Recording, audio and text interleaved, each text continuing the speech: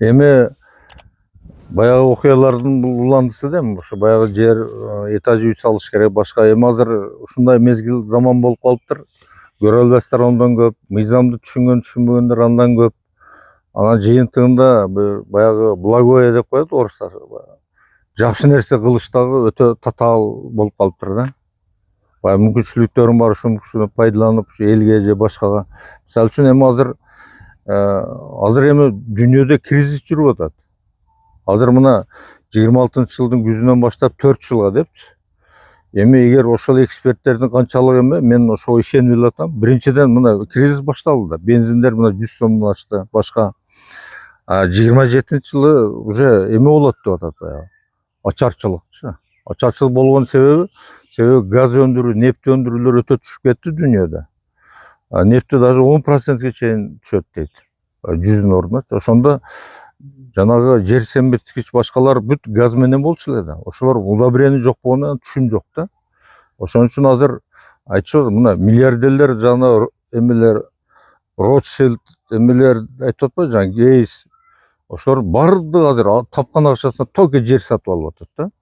Мен кече бир эксперт уктум, эмне кылып даярданыш керек? Значит, баягы көпкө сакталган продуктларды азыртан запас кылгыла, бирок паника кылбагыла, андай мындай депчи. Анан айрыкча дача сатып алгыла, жер сатып алгыла деп атат да. Ошол жерден барып, ушу кичине болсо дагы тиричилигин кылышың мүмкүн депчи. Эми ушундай болуп аткан учурда мына талаш башка маселелер мына калыбын ордуна келиш керек да. Эми тем более азыр мына үй салыш вообще проблема болот. Мына президент айтты баягы, жер там салганга уруксат берилбейт депчи. Туурабы? Туура. Эми ошон үчүн азыр силердин идеяңар мындай вообще бир өтө колдоого ала турган нерсе да. Себеби силер почти 1000 квартира салып атасыңар, 1000 адамга үй. Бул деген бул өтө чоң, өтө маанилүү нерсе да. Анан бу жерден талаш барды, талаш андай мындай деп кечеги жана жолугушууңарды башкаларды көрүп мен кээ бир нерселерге таң калдым да. Бу жерде бир эле нерсе мыйзам иштебей атат. Мыйзам эмне үчүн иштебейт? Мыйзамды түшүнгөн эч ким жок экен, маани берген эч ким жок экен да. Мыйзамдын негизги ролу коомдун айрым өкүлдөрүнүн ортосундагы мамилелерди, ошондой эле алардын мамлекеттик бийлик органдары менен өз ара аракеттенүүсүн жөнгө салуу. Мыйзамдар жарандардын нормалдуу жашоосун жана бүтүндөй мамлекеттин жашоосун камсыз кылат. Мыйзамдын үстөмдүүлүгү деген бар. Мыйзамдын аткарылышын. Бул камсыздоо конституция боюнча президентке жүктөлгөн. Президент кантип бул эме кылат? Ошо мамлекеттик органдардын координация аркылуу ишке ашырат да. Значит, бул жерде мамлекеттик органдар ошо эң төмөнкү ошо айыл башчы, айыл, мамлекет, райондук акимчилик, жана милиция, ГКМБ, ушулар бүт мамлекеттик органдар да. Ушулардын милдети, ушулар канчалык мыйзамды так иштесе, так аткарылса, мамлекетибиздин турмушу, коомдун турмушу ошончолук жакшы деңгээлде болот да. Анан түшүнүп түшүнбөй эле эме кыла берген болбойт да. Анан кече эмелерде түшүнүп атам, баягы силердин жериңерди баягы талаш, андай мындай деп атпайбы? Бул жерде талаш деген маселе вообще жок. Эгер мен кече ошо катышып процесске жанагы анча-мынчалар сөзүн угуп алдым, айрыкча мамлекет органдарынын кызматкерлеринин сөзү да. Алар айтышып атат, бул талаш, адамдар үй салып алыптыр башка деп. Туугандар, мындай деген бар да. Мына каттоо мыйзамында, эми каттоо мыйзамын эле окупойгула. Статья беренелерди анча көп эмес. 30-статья бар. Каттоонун күчүнө кирген күнү жана катталган укуктардын мамлекет тарабынан корголушу деп аталат. Беренечи. Ошону биринчи эмесинде жазып атат. Биринчи эле пунктунда кыймылсыз мүлкү укук жана аны менен алака жасоо, тиешелүү укукту белгилечүү жана укукту күбөлөндүрүүчү документтерди каттоодон өткөрүлгөндөн кийин күчүнө кирет. Эми силердин госакт бүт барды күчүнө кирген да, туурабы? Ооба. Анан ошонун 3-пункту каттоонун юридикалык күчүнө кирген учурунан баштап мамлекет ошол катталган укуктарды жана алар менен алака жасоону кандай мамиле болбосун, ушул мыйзамда белгиленген тартипте корголушун камсыз кылат. Эми кече мамлекеттик органдардын кызматкерлеринин сөзүн көрүп, мына мыйзамды окуп, булар эмне мыйзамга же түшүнбөйбү, же тетириштеби деп эме кыласың да. Айрыкча бул эми мамлекет кызматкерлери үчүн бул кечиримсиз да. Мыйзамды так билиш керек. Мыйзам так билбегенден эмне чыгат? Адамдарды адаштыруу чыгат да. Эми талаш маселеси баягы каттоо учурунда болот. Мына сен ошол жерди каттатып атасың, ошого бирөө чыгыптыр, сен менен талашып атат. Талашкан учурда ошо мыйзамдын 22-беренеси ушул эле мыйзамдын 22-беренеси. Ошол жерде жазылып турат. Эгер талашкан тарап арыз берген болсо, ошол арыздын негизинде каттоо мекемеси 10 күнгө токтотуп турууга мүмкүнчүлүгү бар да. 10 күнгө. Эмне үчүн 10 күн берип атат? Ошо 10 күндө себеби арыздын негизинде соттон келген аныктаманын негизинде болот да. Ошол 10 күнүн ичинде баягынын даттануусу сотко кабылданып, соттон аныктама келиш керек. Эгер соттон 10 күнгө чейин аныктама келбесе, ал арыз канааттандырылуусу жатат, жанагы милдеттүү түрдө катталууга жатат да. Ошол учурда силерде колуңарда көз сак башка турат, анан булар талаш дегенди каяктан алганы мага түшүнүксүз да.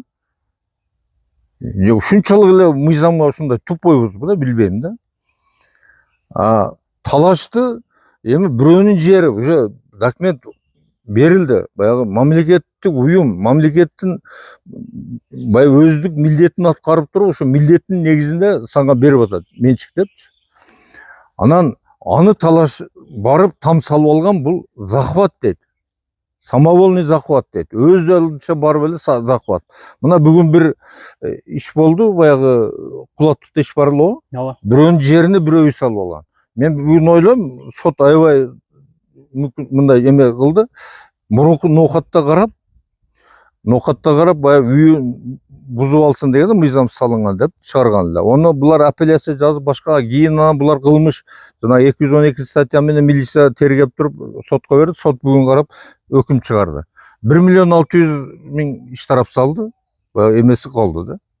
Жана бирөөнүн жерине үй салып алган үчүн штраф. Алга бул кылмыш деп туруп, ошо кылмыштык жаза, мисалы үчүн кылмышка баягы жаза иретинде бул срок бериши мүмкүн, штраф бериши мүмкүн. Ошол штраф берди да.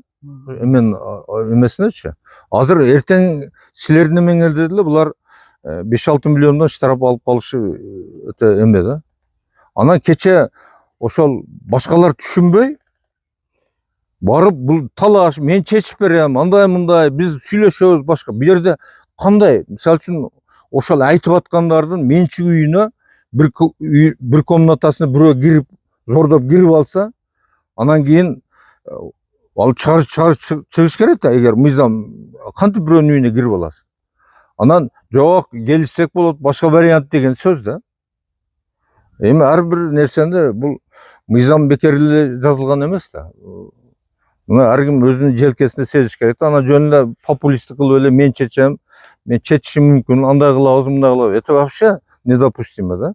Анан 31-статья бар. Каттоо жөнүндө билүүнүн презумпциясы депчи. Баягы билүүнүн, сен билдиңби, билбедиңби? Бу жерде биринчи эле турат да. Бардык жеке жана юридикалык жактар Кыргыз Республикасынын мыйзамдарына ылайык кыймылсыз мүлккө жүргүзүүчү укуктарды милдеттүү түрдө мамлекет каттоо жөнүндө иш жүзүндө билгендигине, сенин жериң катталды, катталбады, билгендигине же билбегендигине карабастан, алар бул жөнүндө билинет деп эсептелинет. Сен турган, значит, бул сенин жериң, бул баягы талашуу эч нерсе жатпайт деген сөз да.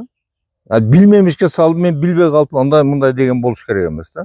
Ошон үчүн мен кече ушу силердин ошо жанагы жолугушуу, башка процессиңерде кээ бир адамдардын аракетин көрүп таң калдым да. Булар эми мисалы үчүн райондун мамлекет администрациянын башчысы ушу президенттин өкүлү да, райондогу. Эми жанагы берки мамлекеттик органдар, прокуратура бүт баардыгы ушул эмеге кирет да, системага кирет. Булар эмне, мен ойлоп атам да, бул эми мыйзамдын үстөмдүк камсыздуулугу Конституция боюнча 66-берене 3-бөлүк президентке эме кылган болсо, булар эмне, президентти урматтабайбы? Баягы бийликтин абийирин жергиликтүү бийлик да, себеби бийликтин негизи баштапкы бийлик болуп эсептелет да. Ошо айыл өкмөт, айыл башчы, ушу райондук мекеме, мамлекеттик мекемелер, госрегистр, милиция, ПРК бүт бардыгычы. Ушулардын иши канчалык деңгээл жакшы болсо, значит бизде өкмөт, президент иштеп аткан болот да.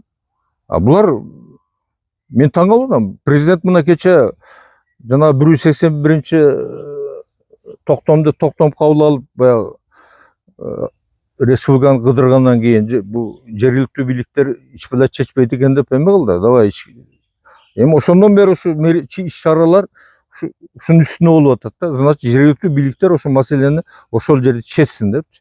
Бүгүнкү президенттин ошол аракеттерине бардыгы каршы болуп атат да.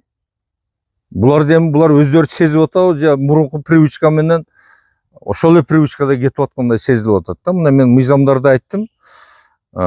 Бул мындай өтө эме нерсе да. Ошон үчүн мына мыйзамдарга этият болсок да. Мыйзамдарды сактасак. Биз мыйзам сактабасак, мыйзамды аткарбасак, мыйзамды билем билбейм деп баягы билем билбейм деп ал мыйзамды сактабаган жоопкерчилигинен куткарбайт да. Баары жооп бересиң. Ошон үчүн эми мындай нерселер, эми дагы бир нерсени айтып коеюн дедим, мындай туура келип атат да. Биздин адамдар эми мончолукка барбаш керек да. Мына мисалы үчүн бардыгыбыз мусулманбыз. Аллах Тааланын бир мындай аналогиясы бар да. Аллах Таалам дейт, биринчи баягы нурдан периштелерди жаратты дейт да. Нурдан периштелер. Периштелер эми только жакшылык, акыл, эс да. Экинчи, ушу адам жараткан адамзатыма ушу азык болсун деп жаныбарларды жаратты дейт. Биринчи периштелерди жаратты, аларга только акыл берди да. Акыл эле бар да. Экинчи баягы жаныбарларды жаратты, аларга нафсини берди дейт да. Анан үчүнчү адамды жаратып атат. Адамды жаратып, акыл да берип атат, нафси да берип атат да. Анан бирок эскертип атат. Эгер сен акылың жогору болуп, нафсиден эме кылсаң, нафсиңди тыйсаң, мен сени периштенин деңгээлинде чыгарам деп атат, авторитет баягы эмесинчи. Анан эгер сен нафсиңди тие албасаң, сен жаныбардан төмөн болосуң депчи. Азыр эми мындай карасаң, бүт эле бардыгы ушу жаныбардай болуп калгандай да. Баары эле нафси, баары эле бир нерсени өндүрсөм, бир нерсени ол кимдики, мыйзам, башка уруп ойнобой эле эптеп эле кыпчылып ошол жерден бир кызыкчылыгын издемей да. Эми бул нерселер мен мындай жетерлик түшүнүктүү эле айттым окшойт. Эми мындай биринчиден бири-бирибиз өзүбүздү урматтайлык, экинчиден ушу ким менен мамиле кылбай ошолорду урматтайлык. Анан эң негизги мамлекетте биз мыйзамдарды урматтайлык. Бул биздин өнүгүүбүздүн негизи болот. Биздин жакшы жашообуздун негизи болот. Кээ бирлер комментарий жазып атат, мында эме кылсам, баягы акылдуу болуп көрүнөт, андай мындай депчи. Эми биз билген нерсебизди айтып атабыз. Силер акыл үйрөтүп атат, кабыл аласыңарбы? Ар ким өзүнүн деңгээлиңерди кабыл аласыңар. Бирок чындык, акыйкат ушундай да. Маликова мынау Бул боюнча. Эми азыр мындай эме беришиптир, жанагы жер трансформация боюнча булардын арызына айыл башчы Зулпиев, айыл аймактын башчысы, айыл өкмөттүн башчысы бериптир. Бу жерде жер Тажибаев да ошол. Бул жер 3 булардан 3 заявление берилип атат да. Мына 521 контурдан 64 соток жер отдельно, 66 соток отдельно ошол эле контурда 24 үй бүлө жашап андай мындай депчи. Анан 521де 1,61 гектар берилип атат да. Анан бардыгына бирдей эме жазып атат да. Сиз тарабынан жер аянтын трансформацияга каршы пикирин билдиргендиктен ошол жерде жашаган адамдар баягы захватчиктер. Бул захватчиктерди колдоп атат да. Мыйзамды колдогон жери жок да. Бул эми өтө мындай акылдуу айыл өкмөт окшойт. Мыйзамга баш ийбей башкарам деген ушундай болот эми. Анан тем более бул жерде жазып атат, сот тарабынан каралып жаткандыктан мына 64 гектар мына биринчи эмеси боюнча ал жерде эч кандай эме жок. Сот маселе жок. Сот маселе, талаш маселе вообще жок да. Анан экинчисинде мына 66 сот жери боюнча бул жерде жанагы 24 үй бүлө турак жай куруп жашап жаткан дейт. Значит, куруп жашап жаткан дейт. Айыл өкмөт аябай жакшы билет экен да. Значит, бул өзү деле мындай катышы бар окшойт да. Интересный да. Эми мен ушуну Тажибаевди айта элем да, мыйзамды окугула, мыйзамды уважать этели. Биз силерди мамлекеттик кызматка мыйзамды аткарат деп койгон, Силер ошон үчүн айлык аласыңар. Ошон үчүн жооп бересиңер. Жөн эле ар ким интрига чечип, интригага аралашып башка бул баягы эмне жасаарын билбегендер ушул интрига менен иштейт. Иши жок эле иштеген болуп көрүнүш ошончу. Ошондой эле 1,61. Бу жерде деле эме да, туурабы? 24 үй деп жазылган. 20 ошо бардыгын эле бир эле эме менен 3 кыл жер, 3 кыл баягы шарты бар. Үчөөнө бирдей бир эме менен да, бул жанагы отписка да. Президент как раз ушуларды айтып атат. Ушундай маселе чечкениңерди токтоткула деп, конкретный чечкиле деп. Мыйзамдын негизинде иштегиле. Мыйзамды булар президенттин айтканы дагы эле булар игнорирует да. Бул жакшылыкка алып келбейт эми. Көрөбүз да жыйынтыгын баары акыйкатка келет. Акыйкатка келбесе эч нерсе чечилбейт. Акыйкат келиш үчүн ушу мыйзамдар иштеш керек. Адамдар жоопкерчиликти сезиш керек. Жөн эле билип билбей ар нерсени айта бериш бул азыркы учурдун мезгилдин талабына бул жооп бербегендик да. Эми бул айыл өкмөттүн токтомун биз алга чектиң ошол категориясын турак жайга калдык конушка өзгөртүүгө чейин биз Гипраземден алдык, архитектурадан алдык, кадастрдан алдык да. Баягы кортунда. Алар деле эгерде ошол сотто жүрүп атыптыр деген маселени коюш керек эле да. Эгер мыйзам алар эгер мыйзамсыз алар мыйзам менен кылып атат да. Баягы госак турат, катталган. Бардыгы мыйзамдар сакталган, мыйзам талаптар. Ошого негиз кылып атат. Булар мыйзамга негиз кылган жок. Бул жана айылына чөйрөсүндөгү ушу тааныш-тунуш, мүмкүн ушунун тууганын жери бар, башкасы бар. Булар ошолорго жан тартып атпайбы. Мен ушуну айтып атам. Бу жерде мыйзамды карабайлы, булар талаш деп олорго тартып атпайбы. Талаш деген сөз эмнеден чыгып атат? Жок, мыйзамда жок да талаш деген. Талаш каттоо мезгилинде болот. Анан бу жерде каттоодон өткөндөн кийин 30 статья айтып атпайбы? Мамлекеттик коргоого алыныш керек. Мына дагы конкретно мен муну кече эмеге да жазып койдум жана комментариясына, ошол жерден таап окусаңар болот. Мына 30-чы берген. Бир 2 пункты бар статья, ушуну деле билбейби дейм да. Мына бу жерде айтып, кыймылсыз мүлккө укук жана аны менен алака жасоо, тиешелүү укукту белгилөөчү жана укукту күлөндүрүүчү документтерди каттоодон өткөрүлгөндөн кийин күчүнө кирет. Бул алака жасоо. Мына сен акимге барып атасың, мына сельсоветке барып атасың, ошол алака. Сен баягы жердин мыйзамдуу ээсисиң. Бу жерде ол кирип алды, ол талашы деген эме жок. Каттоо өткөрүлгөндөн күчүнө кирди уже сеникичи. Күчүнө киргенден мына 3-пункт. Каттоону юридикалык күчүнө кирген учурунан баштап мамлекет ошол катталган укуктарды жана алар менен алака жасоону, алака ушул как раз айыл өкмөттүн мыйзамда белгиленген тартипте корголушун камсыз кылат. Бул мыйзамды коргоп сенин сурооңду аткарыш керек эле булар. Бул мыйзамды билбегендиги, анан кийин вообще эле жоопкерчилиги да. Бизде эми эч мыйзамга карабай эле жооп бербей, ушу кызматты алып алса болду. Ошентип булар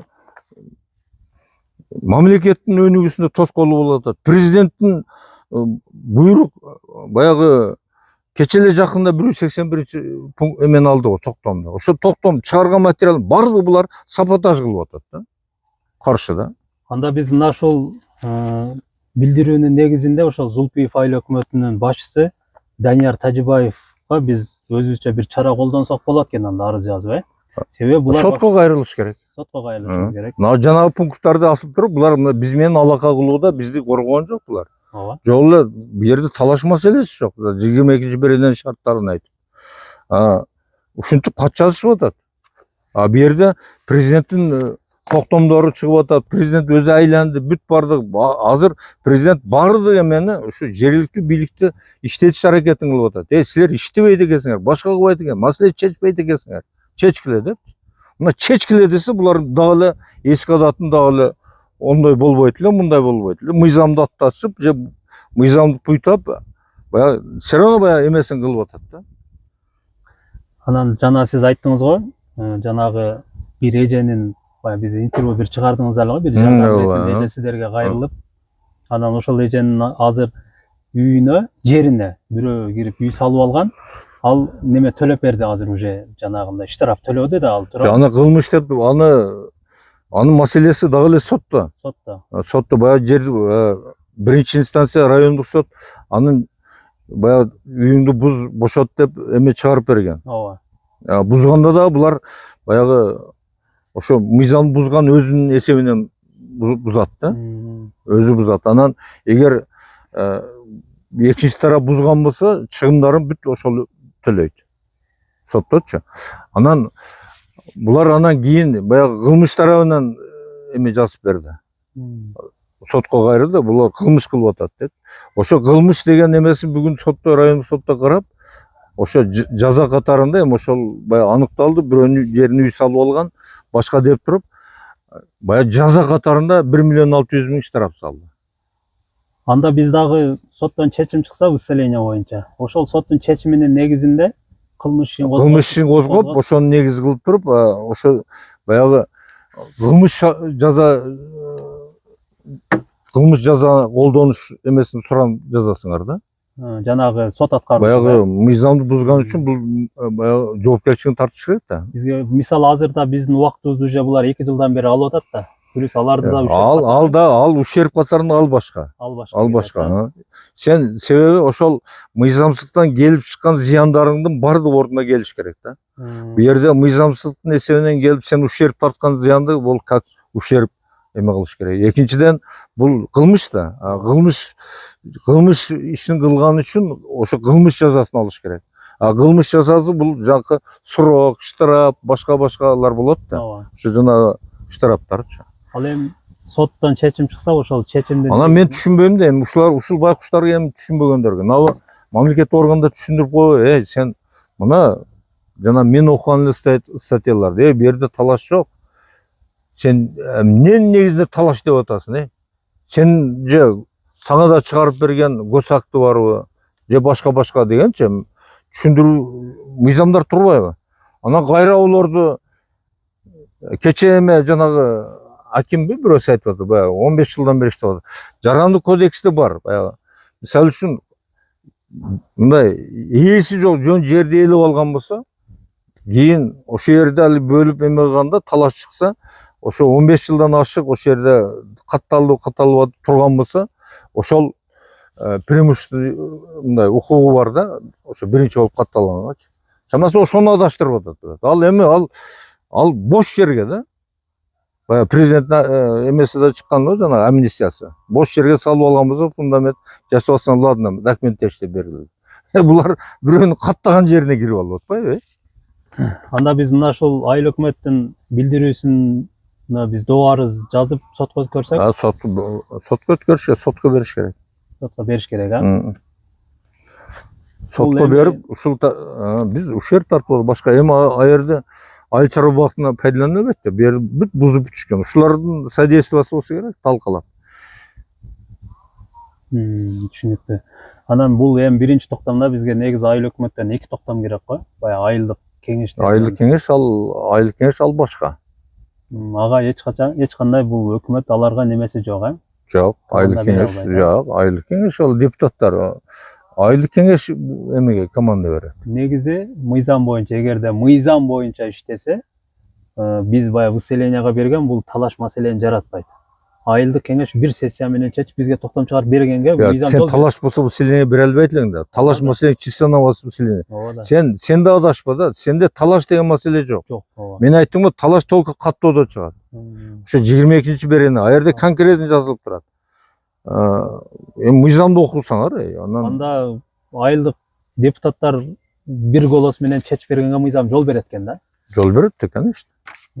Ошол жер ушундай баягы хаос болуп турган жакшыбы, а жерге эл пайдаланган жакшыбы? Бул айылдык кеңеш, мамлекеттик органдар бар деле ушу максаты элге кызмат кылышты да. Элдин жүгүн кандайдыр бир жеңилдетишти. Элге бир нерсени баягы кызматта отурганда ham кеткенде мен мезгилинде бул жасалган, бул каналды урган, бул эме дейт го. Ошондой азыр иштегендерде ошондой бир мындай максаттар деле калбаптыр да. Бар деле баягы нәпсиге кирип кеткен мына беле. Ошо Чечилет бул маселе. чечилет. Мыйзамдар турат чечилет да. Мыйзам бар, мамлекет бар. Мамлекет бар, значит, бүт бул кээ бир адамдардын тоскоолдугу бул эч нерсе эмес. Бул кайра адамдарды курчутуш керек. Утур атбор алып турсаң, анан булар кийин зато сен азыр жолду ачып ушуну ишке ашырсаң, сенден кийинкилерге жол ачасың. Мыйзамдуу иштергечи. Ушул. Ошо менен бүгүнкү чыгарылыш аяктады. Буюрса өзүңүз айткандай жердин үстүнөн тартып бир элге чагылдырып берейли. Ошо элге мүмкүн болчу информация бериш керек. Адамдар комментарий жазып атат, көбү толук билбейт да. Бул жер каерде экен, андай экен, мындай экен депчи. Биз адамдарды ушу бул бир жагынан жакшы болуп атат. Мындай процессчи. Бул эми Аллах Тааланын баягы буйругу да ушундай болуш керек. Биз мындай түшүндүрүү иштерин жүргүзүп атабыз да. Мыйзам кандай башка. Мыйзамды угуп мындай эме кылбаган адамдар да көп да. Ошо менен биз адамдарга мындай кичине мүмкүн билим мындай деңгээлинде өсүшүнө жардам берип атабыз.